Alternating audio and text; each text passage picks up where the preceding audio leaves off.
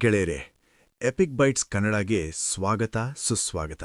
ಗೆಳೆಯರೆ, ಎಲ್ಲ ಸರಿಯಾಗಿದ್ದ ಜೀವನ ಏಕಾಏಕಿ ಯಾಕೆ ಬದಲಾಯಿತು? ಹಿಂದೆ ಎಲ್ಲವೂ ಸ್ಮೂತ್ ಆಗಿ ನಡೀತಿತ್ತು, ಆದರೆ ಇಂದು ಎಲ್ಲವೂ ಗೊಂದಲ. ಕೆಲಸದಲ್ಲಿ ಸಮಸ್ಯೆ, ಮನಸ್ಸಿನಲ್ಲಿ ಭಯ, ಸಂಬಂಧಗಳಲ್ಲಿ ಅಂತರ. ಇಂಥ ಸಮಯದಲ್ಲಿ ಎಲ್ಲರಲ್ಲೂ ಒಂದು ಪ್ರಶ್ನೆ ಮೂಡುತ್ತದೆ: ನನ್ನ ಜೀವನದಲ್ಲಿ ಏನು ತಪ್ಪಾಗಿದೆ? ಅಥವಾ ದೇವರು ನನ್ನನ್ನು ಬಿಟ್ಟುಬಿಟ್ಟನ? ಆದರೆ ಒಂದು ಸತ್ಯ ಕೇಳಿ, ನಿಮ್ಮ ಜೀವನದಲ್ಲಿ ಏಕಾಏಕಿ ಕಷ್ಟಗಳು ಶುರುವಾದರೆ ಖಂಡಿತ ಅದು ಕೆಟ್ಟ ಸೂಚನೆಯಲ್ಲ, ಅದು ನಿಮ್ಮ ಒಳ್ಳೆ ದಿನಗಳ ಆರಂಭ. ಇದು ನಾನು ಹೇಳ್ತಿರೋದಲ್ಲ, ಆ ಸೃಷ್ಟಿಕರ್ತ ಹೇಳಿದ್ದು. ಇದರ ಬಗ್ಗೆ ಶ್ರೀಕೃಷ್ಣ ಏನು ಹೇಳಿದ್ದಾನೆ ಗೊತ್ತಾ? ಮಹಾಭಾರತದ ಯುದ್ಧಭೂಮಿಯಲ್ಲಿ ಅರ್ಜುನ ಸಂಪೂರ್ಣವಾಗಿ ಕುಗ್ಗಿ ಹೋಗಿದ್ದ. ಅವನ ಕೈಗಳು ನಡುಗುತ್ತಿದ್ವು, ಮನಸ್ಸು ಗೊಂದಲದಿಂದ ತುಂಬಿತ್ತು.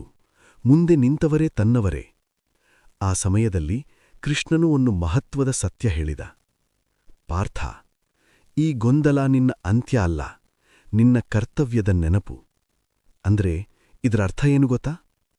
ಜೀವನದಲ್ಲಿ ದೊಡ್ಡ ಬದಲಾವಣೆ ಬರೋದಕ್ಕೂ ಮುಂಚೆ ಒಂದು ಅಶಾಂತಿ ಬರಲೇಬೇಕು. ಇದಕ್ಕೆ ಒಂದು ಪುರಾಣ ಸತ್ಯ ಕಥೆಯಿದೆ.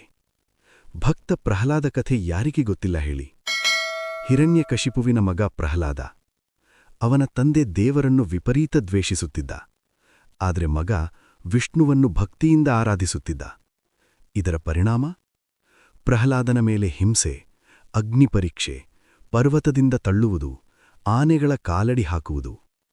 ಹೊರಗಿನಿಂದ ನೋಡಿದ್ರೆ ಅವನ ಜೀವನ ನಾಶವಾಗ್ತಾ ಇದೆಯಂತೆ ಕಾಣಿಸ್ತಿತ್ತು, ಆದರೆ ಒಳಗೆ ಏನು ರೂಪುಗೊಳ್ತಿತ್ತು ಗೊತ್ತಾ?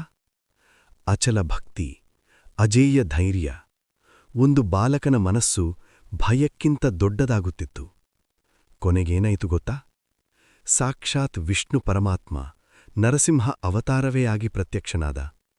ಅಂದ್ರೆ ಕಷ್ಟ ನಾಶದ ಸೂಚನೆಯಲ್ಲ, ದೈವಿಕ ಅವತಾರದ ಮುನ್ನೋಟ. ಜೀವನದಲ್ಲೂ ಅದೇ ಆಗುತ್ತೆ. ನಿಮ್ಮ ಜೀವನದಲ್ಲಿ ಏಕಾಏಕಿ ಕಷ್ಟಗಳು ಶುರುವಾದ್ರೆ ಅದು ನಿಮ್ಮನ್ನು ಒಡೆಯೋಕೆ ಅಲ್ಲ, ಅದು ನಿಮ್ಮನ್ನು ಇನ್ನೊಂದು ಹಂತಕ್ಕೆ ತೆಗೆದುಕೊಂಡು ಹೋಗೋ ತಯಾರಿ. ಕೆಲವು ಸಂಬಂಧಗಳು ದೂರವಾಗುತ್ತವೆ, ಯಾಕೆಂದ್ರೆ ನೀವು ಹೊಸ ಮಟ್ಟಕ್ಕೆ ಹೋಗ್ತಾ ಇದ್ದೀರಾ.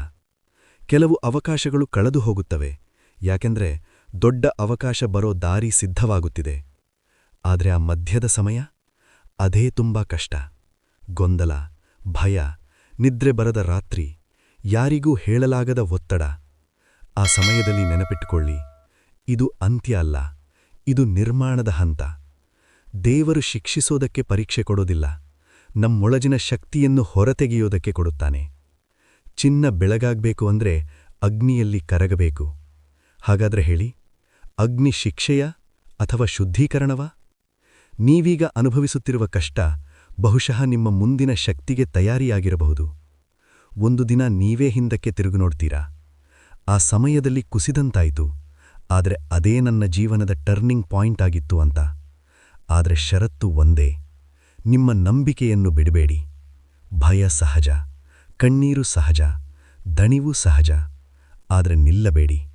ಜೀವನ ನಿಮ್ಮನ್ನು ಕೆಳಗೆ ತಳ್ಳೋದಿಲ್ಲ, ಎತ್ತರಕ್ಕೆ ಎತ್ತೋಕೆ ತಾತ್ಕಾಲಿಕವಾಗಿ ಕುಗ್ಗಿಸುತ್ತದೆ. ನಿಮ್ಮ ಜೀವನದಲ್ಲಿ ಈಗ ನಡೆಯುತ್ತಿರುವ ಕಷ್ಟ ನಾಶದ ಸೂಚನೆಯ ಅಥವಾ ರೂಪಾಂತರದ ಆರಂಭವ? ಯೋಚಿಸಿ ನೋಡು, ಉತ್ತರ ನಿಮ್ಮೊಳಗಿದೆ. ಇದೇ ರೀತಿ ಮನಸ್ಸಿಗೆ ತಟ್ಟೋ ವಿಚಾರಗಳು ಬೇಕಾದ್ರೆ ಈ ವಿಡಿಯೋವನ್ನು ಲೈಕ್ ಮಾಡಿ, ನಿಮ್ಮ ಅನುಭವವನ್ನು ಕಮೆಂಟ್ನಲ್ಲಿ ಹಂಚಿಕೊಳ್ಳಿ. ಮತ್ತೆ ನಮ್ಮ ಚಾನೆಲ್ ಸಬ್ಸ್ಕ್ರೈಬ್ ಮಾಡಿ, ಬೆಲ್ ಐಕಾನ್ ಒತ್ತಿ. ಮತ್ತೆ ಭೇಟಿಯಾಗೋಣ ಮತ್ತೊಂದು ಇಂಟ್ರೆಸ್ಟಿಂಗ್ ವಿಡಿಯೋದೊಂದಿಗೆ. ಧನ್ಯವಾದಗಳು.